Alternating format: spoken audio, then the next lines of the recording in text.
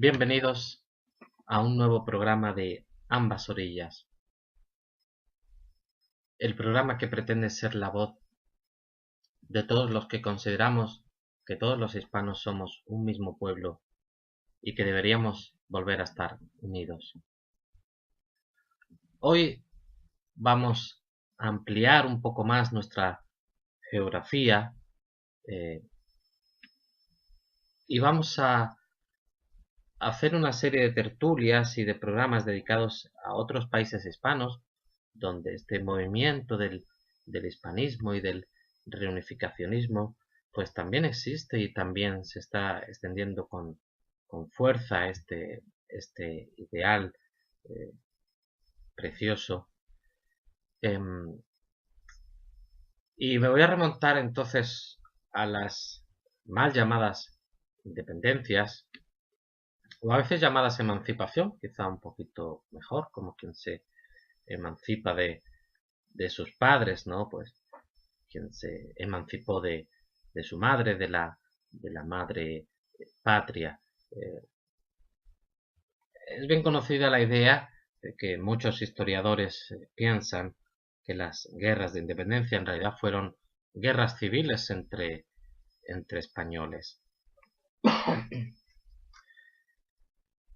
En una situación en la que la España peninsular pues se había abolido la Constitución Liberal de 1812 y Fernando VII restauró el absolutismo, pues en la América, donde las ideas liberales y de la independencia de Estados Unidos y también de la Revolución Francesa se había extendido, pues luchan contra eso. De tal modo que al final se llega a la situación de que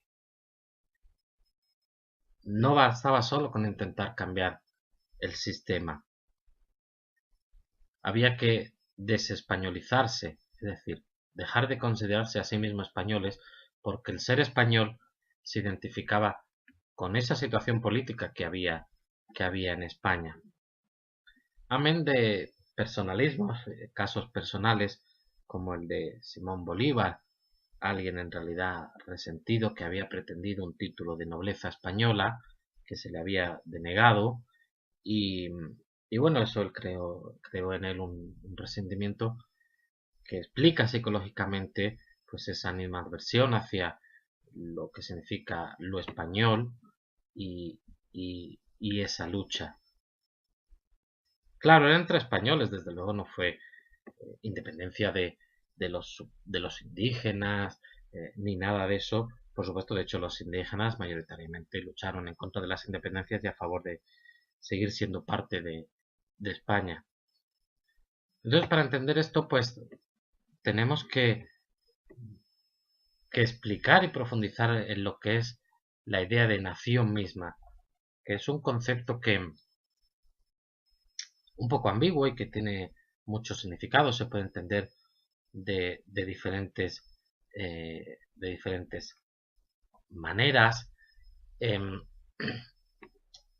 Nosotros, bueno, en los estudios sobre el concepto de nación existe un debate entre los llamados modernistas y los llamados primordialistas. Los modernistas pues afirman que solo se puede hablar de nación propiamente dicha a partir del siglo XIX, de las naciones del siglo XIX, y los primordialistas, sin embargo, pues lo remontarían a épocas muy antiguas donde ya existiría una protonación.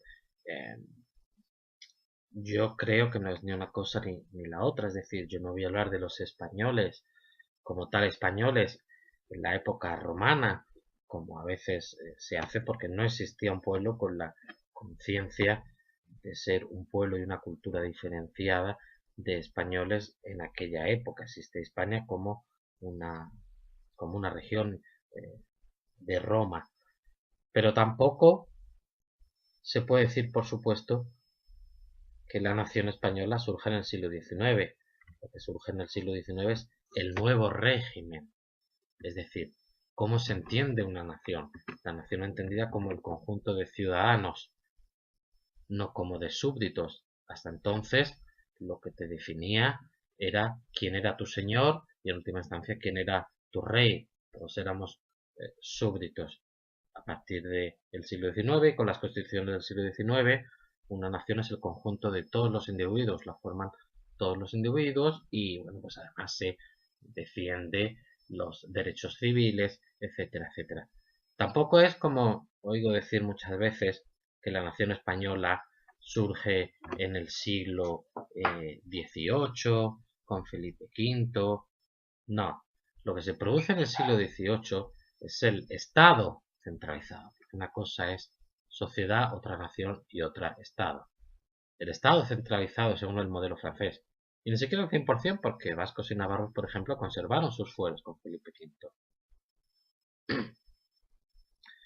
El concepto de nación española es mucho más antiguo.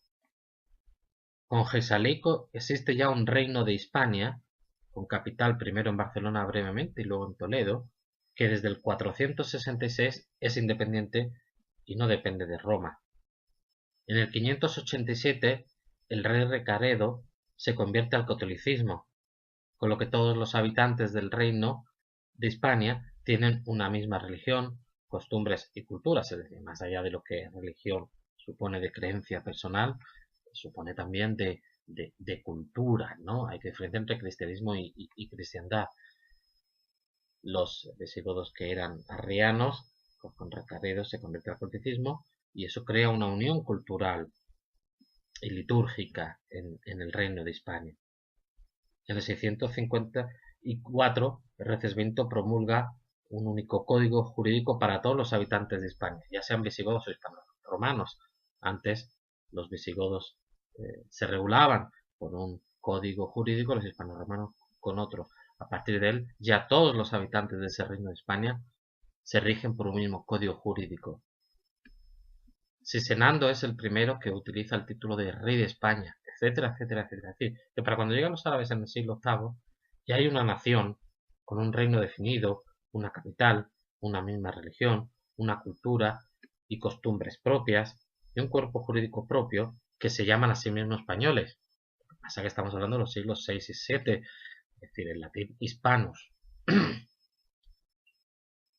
Con lo que hispano ya no es solo una denominación geográfica, sino el nombre que se da a una nación diferenciada a sí misma.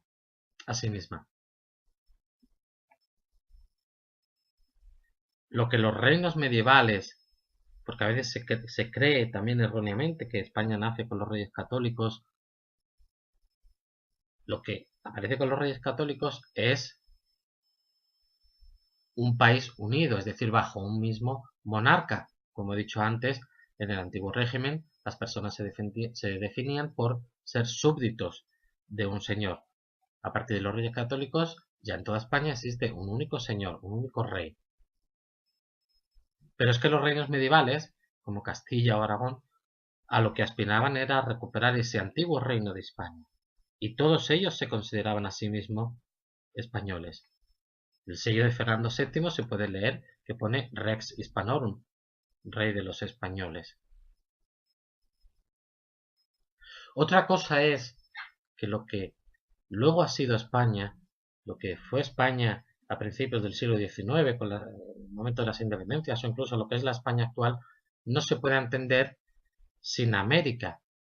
Es decir, los virreinatos, los territorios americanos, habitados por españoles, por supuesto, conforman lo que se entiende España. España no se puede entender, la España posterior del siglo XIX, XX, etc. no se puede entender sin América.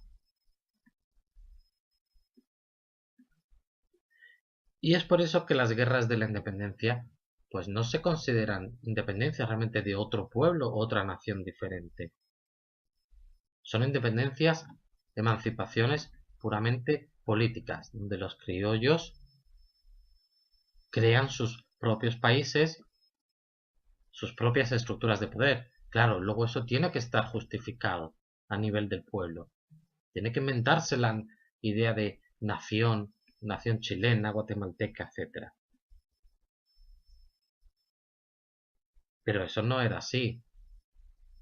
en el 1812, cuando España era un país, todo un país de más de 20 millones de kilómetros cuadrados, que además era un país constitucional, con una constitución como la de 1812.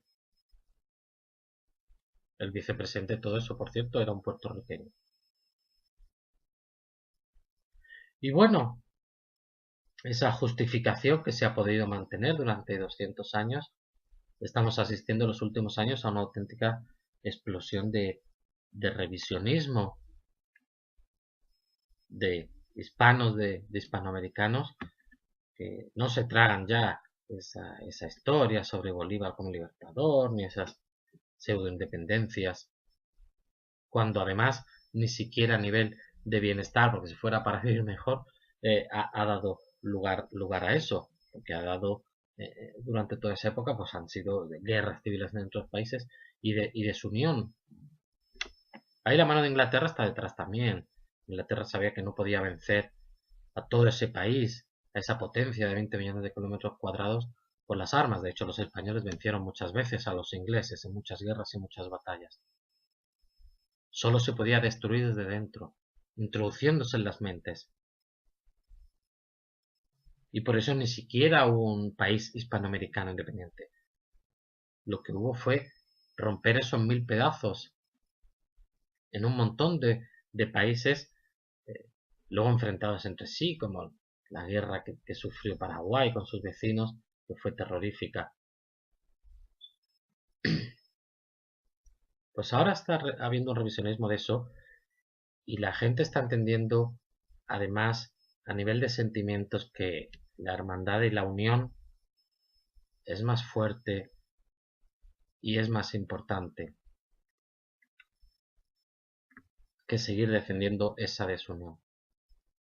Pues de todo eso vamos a hablar también hoy en nuestra tertulia con un invitado de Ecuador, un hispanista de Ecuador. Vamos a pasar a la tertulia.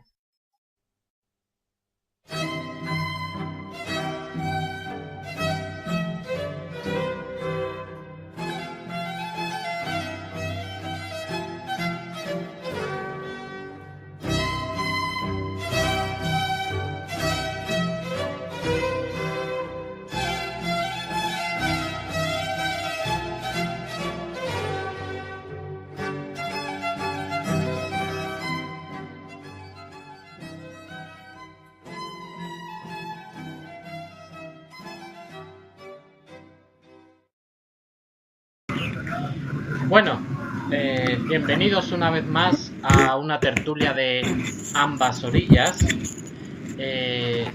Hoy tenemos a un invitado muy especial. Él se llama Juan del Castillo, de Frater Pío, lo pueden conocer. Es teniente de policía en Ecuador. Actualmente ejerce como comandante de la policía montada en Guayaquil. Es administrador de la página de Hispanistas de Ecuador y maneja la institución de Hispanistas del Ecuador y es vocal del Centro Cultural Hispano Casa Benalcázar. Buenas tardes, noches, Juan. Hola. Hola, Juan. Bueno, acá buenas tardes, allá buenas noches. Hola, ¿cómo estás? Para mí es un placer estar dentro de su tertulia y acá, bueno, son tardes todavía, son más o menos las 17 horas, o va a ser cerca de las 17 horas. Son 6 horas de diferencia, me parece, entre Ecuador y España, 6 horas. Bueno, pues vamos a charlar un poquito. Sí. La verdad que yo la situación del hispanismo en Ecuador la conozco un poco menos. Quizá la que conozco un poquito más es la de Puerto Rico. Entonces por eso pues también quería charlar contigo y pues que conozcamos todos un poquito más de allí. Lo primero de todo me gusta preguntar pues por el caso personal de cada uno. En tu caso, pues cómo llegaste a este ideal del hispanismo, del reunificacionismo, A veces es por cuestiones familiares, porque me cuenta la gente, pues a lo mejor mis abuelos eran españoles, o simplemente por, pues a lo mejor leyendo cuestiones de la historia o de política, la gente se llega a convencer de este ideal. ¿Cómo fue tu caso concreto? Bueno, básicamente es porque todos en el fondo sabemos que lo somos, pero nos da vergüenza aceptarlo en vista de que durante varias décadas, 20 décadas más o menos, nos han bombardeado con muchas historias extrañas que no tienen nada que ver con mitos y sobre todo con literatura muy confundida, o que nos hace confundir más bien. Pues creo que todos, bien o mal, tenemos abuelos, bisabuelos que han sido directamente peninsulares y actualmente nos toca decir que no, o simplemente nos han educado para decir que no tenemos nada que ver.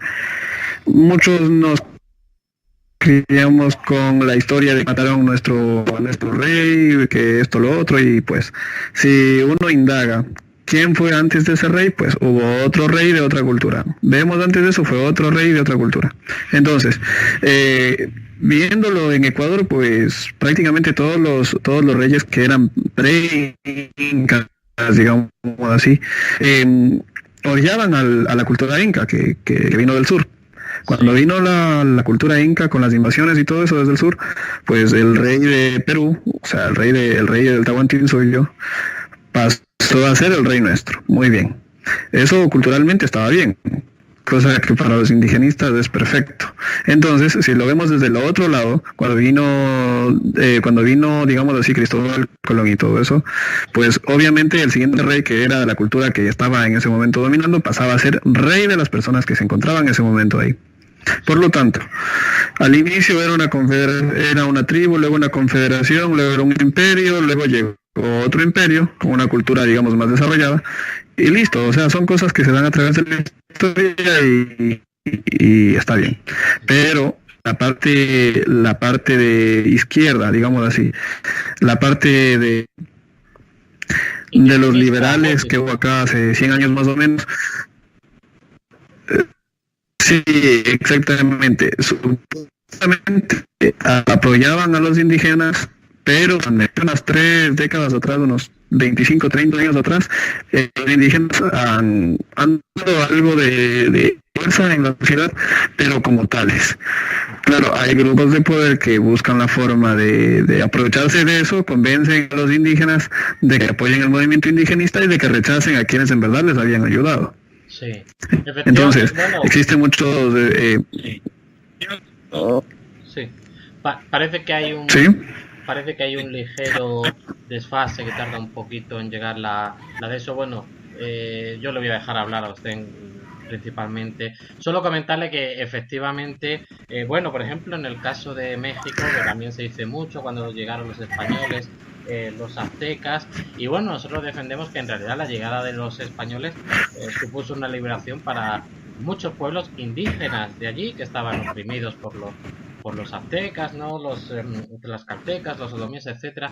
Entonces, algo parecido pues pasa con los incas y con toda la zona de Perú y Ecuador. Curiosamente que el indigenismo ahora, o teóricamente los indígenas defiendan sí esa visión negativa de España, cuando en realidad con las independencias, con las guerras de independencia, fue al revés. Los indígenas defendieron, lucharon en contra de las independencias y a favor de... Bueno, sí. Dígame. Bueno, el caso, por ejemplo, de México, sí, en el caso de México, por ejemplo, se tiene a los de Huamantla, los tlaíes, que ellos fueron los primeros en ayudarse al conquistador que, digamos, yo le llamo así, para la patria mexicana.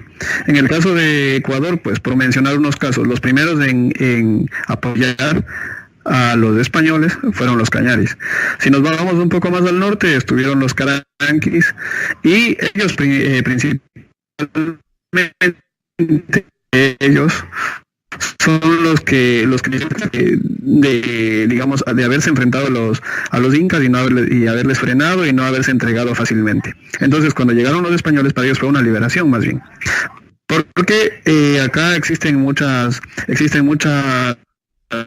ha demostrado de muchas formas que cuando llegaron los incas a la parte de las tribus y de la cultura de los caranquis, pues ellos resistieron de 10 a 15 años. De eso algunos historiadores no se ponen de acuerdo, pero cuando ya perdieron totalmente, los incas les cortaron el cuello a todos ellos y llenaron una laguna que se llama Yaguarecocha.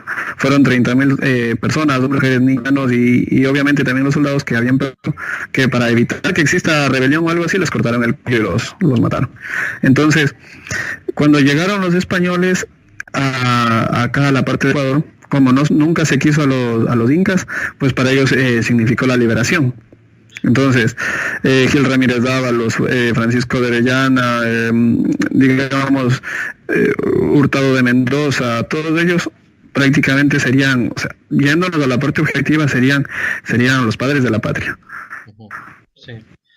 Bueno, la verdad que sí, efectivamente al final, bueno, se dice que las letras no sirven para nada, pero al final, por ejemplo, la historia, la visión que se da de la historia es lo que influye en un pueblo y lo que determina su política incluso. Entonces esa visión negativa de los españoles y de la época española, pues al final ha dado esto, ¿no? Nosotros defendemos que la época española, la verdad que fue una época dorada para todos, para América, para España. Humboldt decía que estuvo de viaje por América, que era los lugares más felices.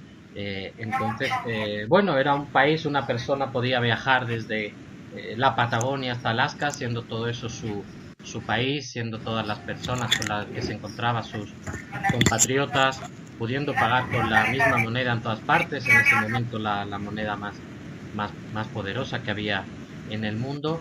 Y bueno, todo eso se fue un poco al traste con los llamados así es. Con los llamados libertadores, ¿no? Bueno, ¿qué defiende su grupo? Por lo que ya me está contando, me imagino un poco la revisión de esa visión que se ha tenido siempre, por ejemplo, de Simón Bolívar y toda esta gente, ¿verdad? Las independencias. ¿Qué defienden exactamente en su grupo?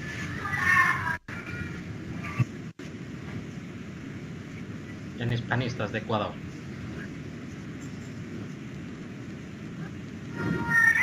¿Me oye?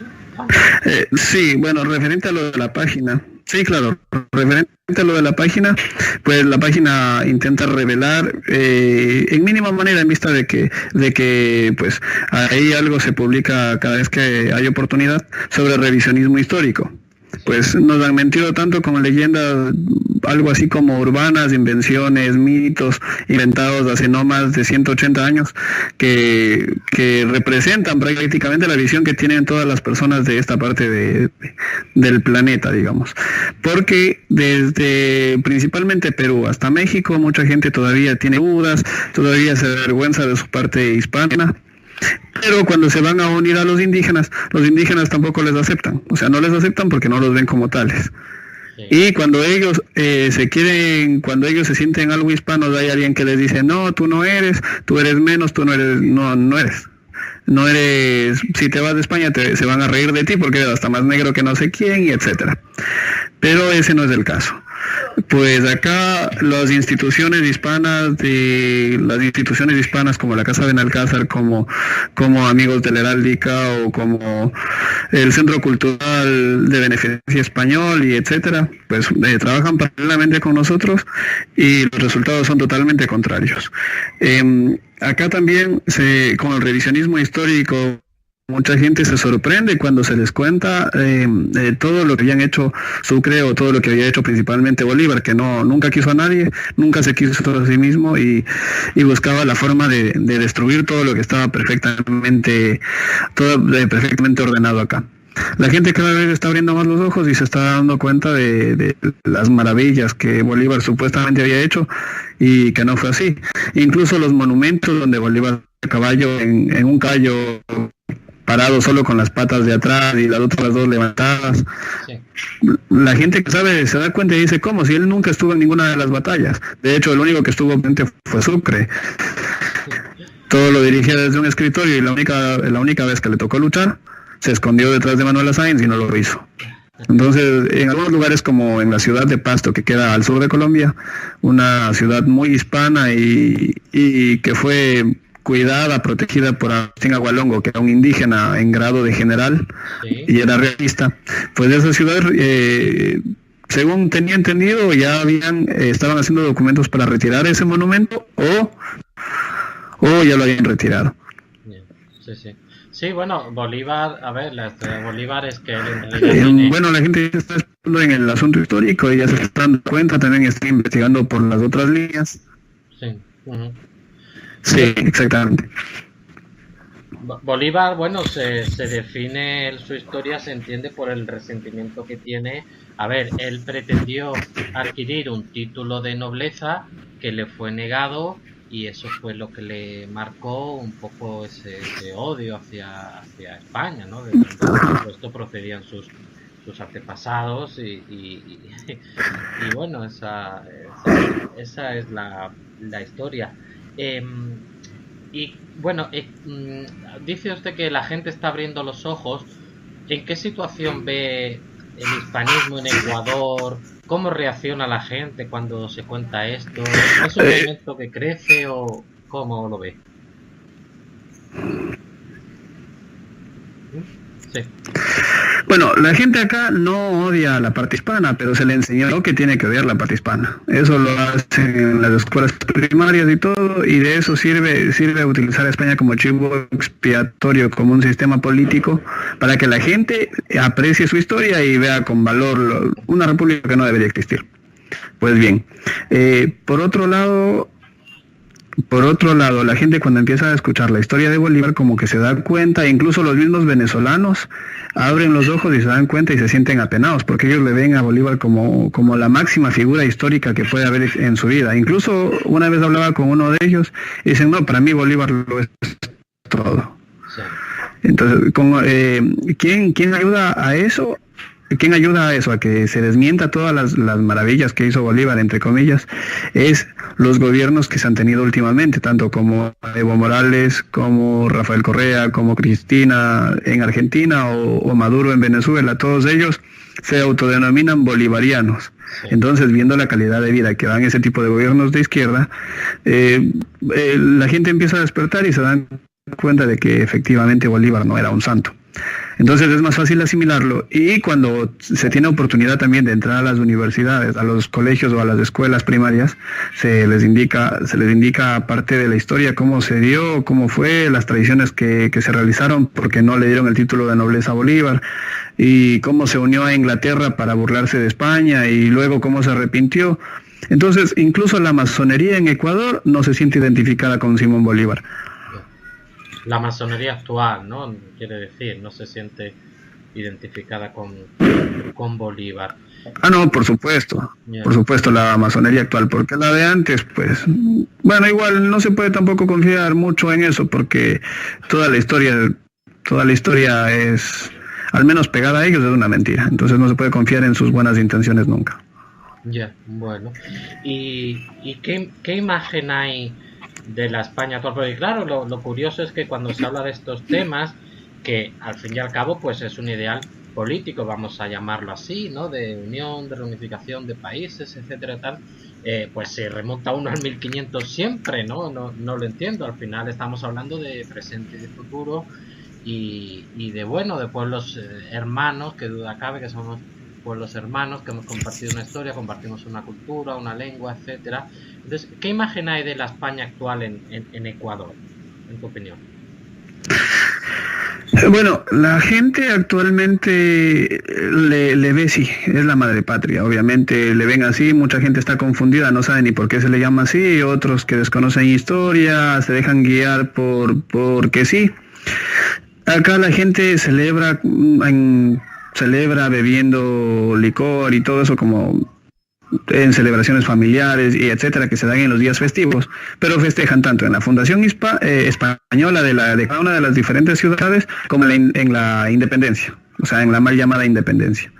Entonces, La gente cada vez que se le toca esos temas como que pone interés, como que coge cariño, como cuando uno le dice, no, España no fue mala, fue buena, por esto, por esto, por esto, por esto, defendía a los indígenas, defendía a los negros. Si hubieran sido los ingleses los que conquistaban, hubiera desaparecido toda su raza indígena que ustedes dicen ser parte de, aunque ustedes se identifican como mestizos o como criollos, pero no como indios, porque si a alguien le dicen indígena como que se enoja, pero en cambio si alguien le dice otra cosa igual, o sea, no se identifican ni como lo uno como lo otro, pero prefieren ser considerados blancos y no indígenas. Entonces, cada vez que se tocan estos temas, la gente empieza a sentirse identificada con su parte hispana.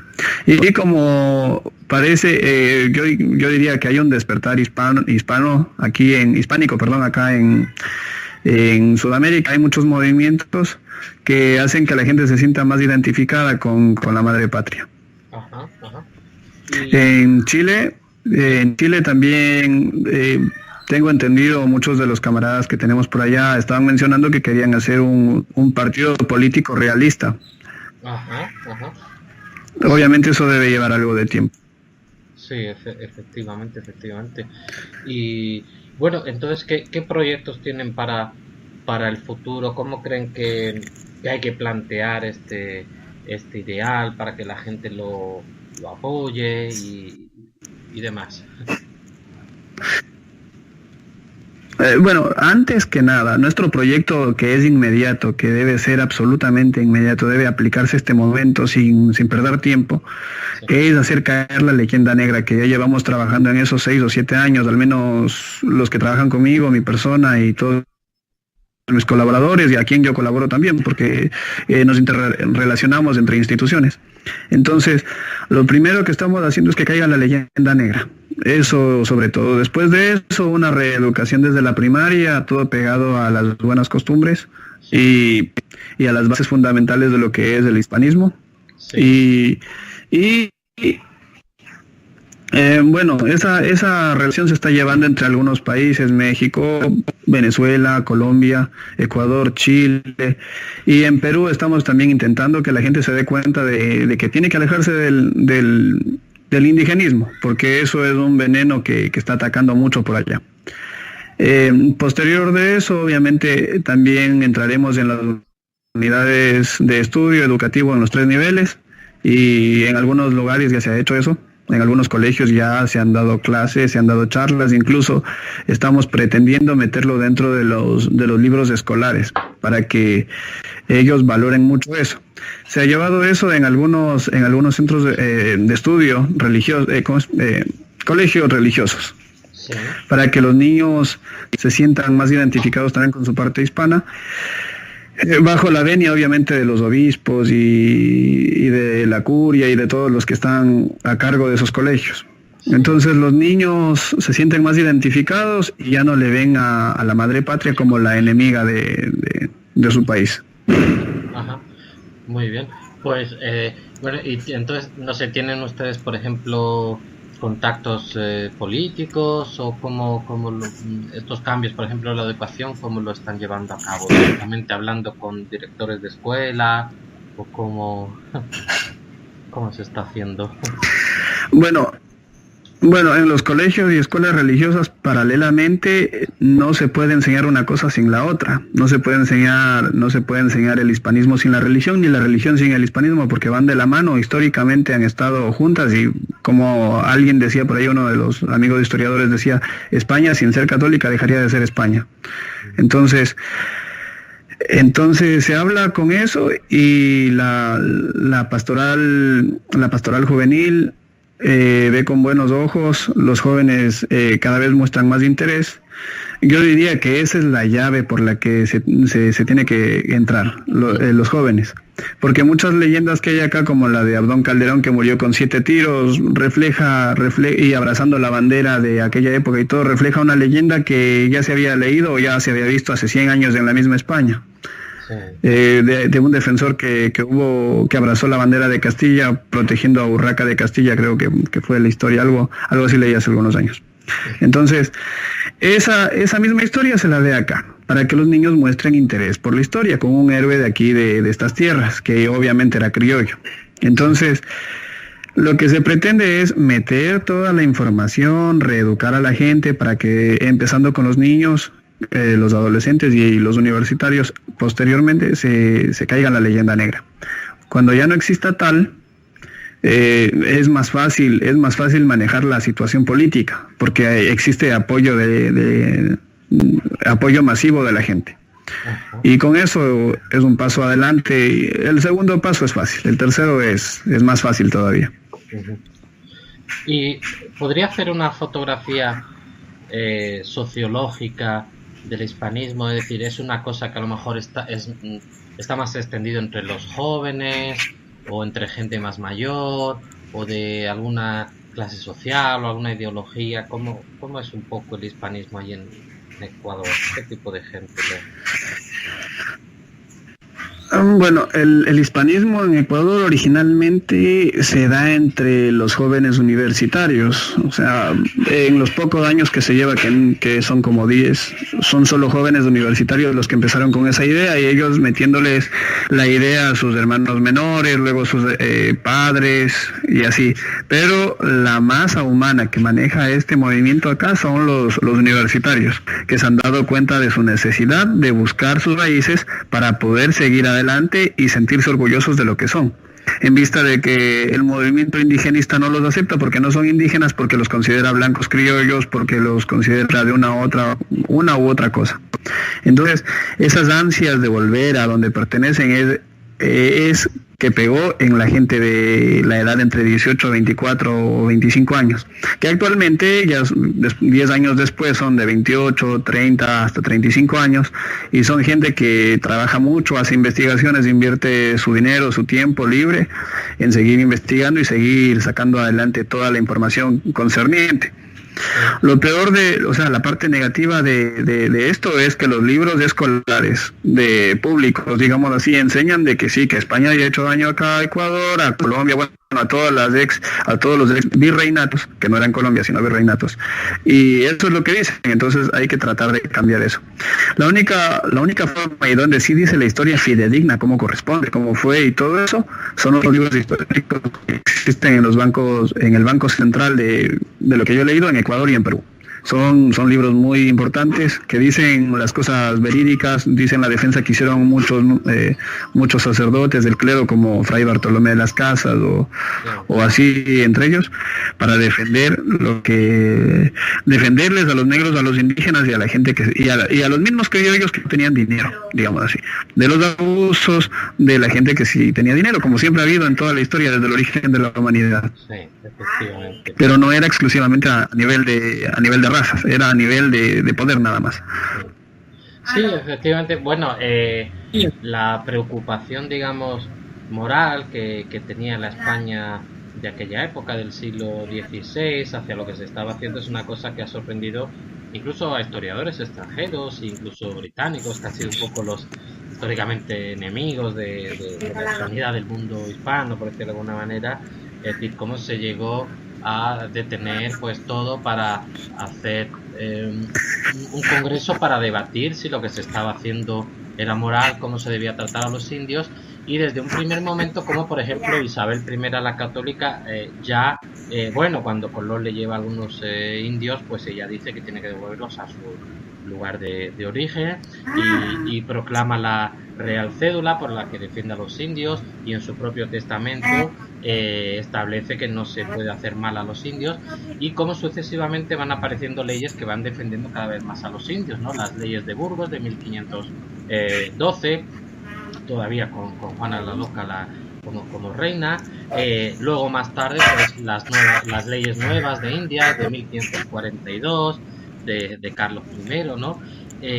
Cómo establece y dice específicamente que los indígenas son hombres libres y vasallos del rey, súbditos del rey, que en aquella época todo el mundo era súbdito, es decir, los españoles eran súbditos, es decir, está poniendo en un plano de igualdad de derechos a los indios.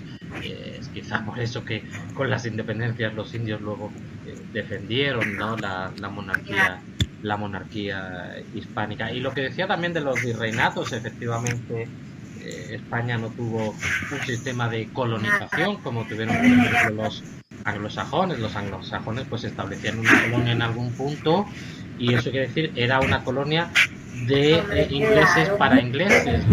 Los nativos simplemente no tenían lugar allí. Se permitía pues exterminarlos, echarlos, meterlos en reservas. Frente a eso, España lo que hizo fue población y convivir todos. Claro que en la sociedad habrá gente más rica, más pobre, habrá gente con más poder, con menos, eso siempre ha existido en la historia, pero desde mediados del siglo XVI ya tienes indios que son médicos, que son, bueno, tienes ahí a Inca Garcilaso, tienes a toda una gente serie de gente que ocupa cargos importantes en la administración. Entonces eran los virreinatos, pues no eran realmente colonias como se puedan entender en el mundo anglosajón o en otras partes. Bueno, y digamos, ¿qué estatus defenderían políticamente hablando ahora esta posible unión con España? ¿Qué clase de estatus? Ya le digo que yo conozco, por ejemplo, pues un poco más el caso de Puerto Rico. Allí en Puerto Rico pues existe también un movimiento que pretende la reunificación con España, con un estatus de autonomía. España ahora mismo está constituida en autonomías, ¿no? En comunidades autónomas, cada una tiene pues su propio parlamento, digamos, su poder ejecutivo y legislativo propio. No sé si se han planteado un poco esa unión, qué estatus, qué forma concreta política tendría. Ya, la situación política por ese lado, según lo que todos los colaboradores o la gran mayoría piensa, sería igual como acabas de explicarlo. Y sobre lo otro, el caso de Puerto Rico, yo diría que no solo Puerto Rico, sino que Cuba también tiene una historia más cercana todavía que el resto de Hispanoamérica o Filipinas o bueno, Guinea Ecuatorial. Es más cercana que ninguna otra. Son solo 100 años o más, un poco menos, dependiendo de la perspectiva histórica con la que se vea.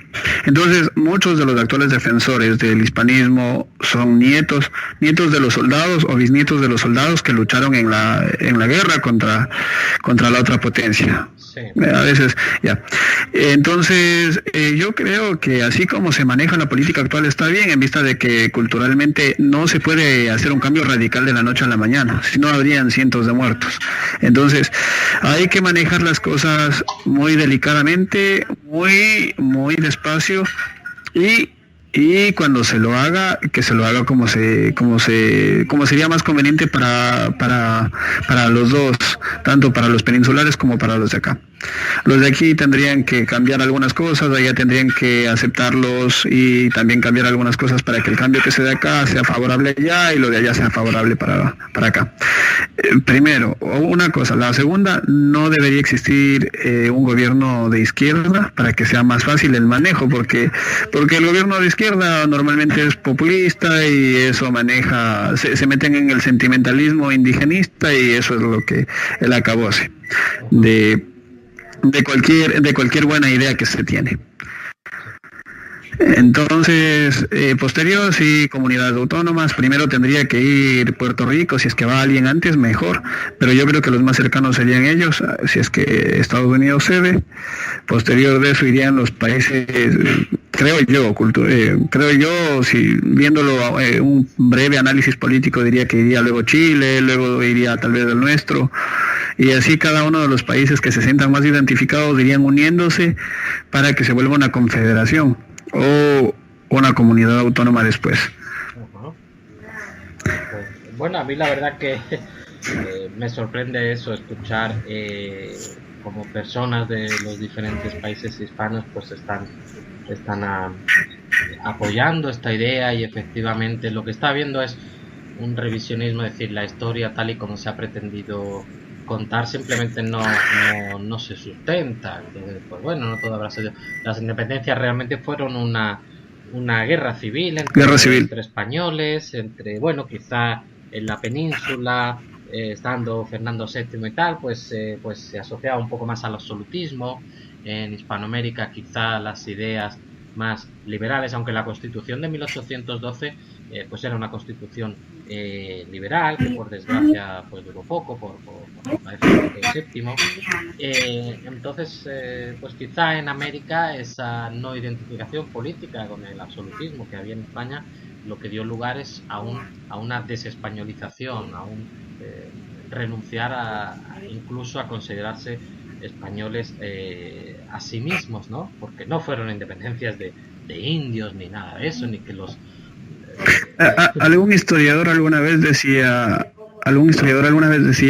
sí, la conquista, o sea, entre comillas, la conquista americana fue hecha por los indios y la independencia fue hecha por los españoles, porque la conquista fue cuando llegaron 4 o 5, un puñado de españoles, y fueron apoyados por todos los indígenas que se encontraban oprimidos por algún imperio que era nefasto, o por algún reino indígena que era nefasto. Y la independencia, pues por ese problema político, porque los criollos fueron los que dirigieron prácticamente todo lo que se dio acá. Porque los indígenas hasta el último se lucharon 30 años después de la llamada, digamos así, independencia de 1850, todavía se seguían gritando en las fiestas de fundación: "Viva el rey de España".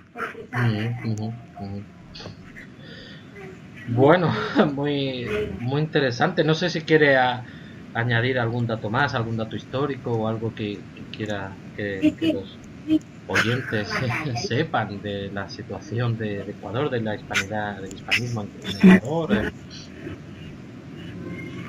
Lo único que...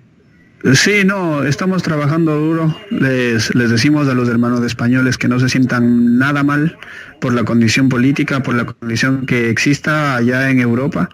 Recuerden que nosotros acá les seguimos viendo como nuestros hermanos, nuestros primos, somos hijos y nietos de los mismos ancestros. Y nosotros les recordamos que ustedes son hijos del mejor país que existe, del imperio más poderoso que existió y de las mejores culturas que se unieron para dar la cultura occidental al mundo. Entonces, sean felices de ser españoles y algún día volveremos a estar juntos, y siéntanse orgullosos de ser lo que son, porque acá nosotros nos sentimos muy orgullosos de ser familia de ustedes. Pues magníficas palabras, ahí quedan dichas para todos nuestros oyentes, y así sea. Ojalá volvamos a estar todos juntos próximamente. Bueno, lo que siempre digo, esto puede parecer una locura, pero más locura es que una reina le hiciera caso a un hombre que le dijo que iba a atravesar el Atlántico, ¿no? Entonces, bueno, quizá dentro de algunos años, de algunas décadas, todo esto que estamos haciendo nosotros hoy en día pues sea parte de la historia, de una gran historia, porque pues imagínate lo que sería pues todos los países hispanos unidos y bueno, una potencia realmente, y que sea para el bien de todos y para el bienestar de todos. Bueno, Juan, ha sido un placer esta tertulia. Yo creo que bueno, repetiremos, y están invitados usted o cualquiera que quiera dar su opinión en nuestro programa, pues aquí estaremos, y seguimos en contacto en las redes, por teléfono, como hemos hablado alguna vez, y bueno, que nos vayamos conociendo un poco todos, porque como digo, en todos los países hay movimientos similares, y nosotros aquí desde reunificacionistas.org en España pues sentimos simpatía por todos estos movimientos, y apoyamos y ayudamos en lo que se pueda. Pues un saludo, bueno, entonces, Juan. Dígame. Un saludo. Sí, un saludo, un fuerte abrazo, y espero que nos volvamos a seguir encontrando, a seguir conversando, y aquí nos encontramos a las órdenes desde la mitad del mundo. Muy bien, pues un saludo y un abrazo a todos los hermanos ecuatorianos. Buenas noches. Buenas noches.